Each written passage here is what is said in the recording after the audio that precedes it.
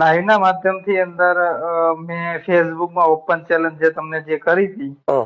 બરાબર, એ બાબતે બંને ભાઈઓને ચર્ચા થઈને બેનું સમાધાન થાય છે અને મારા શબ્દોથી કદાચ તમને અથવા કોઈ બીજા લોકોને દુઃખ થયું હોય તો એ બાબતે એ બદલ હું દિલગરી અને દિલગરી વ્યક્ત કરું છું.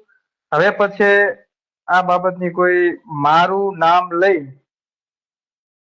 અને સતુ ભુવાના કે મેલડીમાના નામનો વિરોધ થાય એ બાબતે કોઈ કોમેન્ટ અથવા કોઈ વિડીયો ન શેર કરે એવી હું બધાને વિનંતી કરું છું. અમારા બે ભાઈઓને જે તે પ્રોબ્લેમ હતું એ આ વિડીયોના માધ્યમથી અને ફોનના માધ્યમથી અમારે બેને સમાધાન થઈ ગયું છે.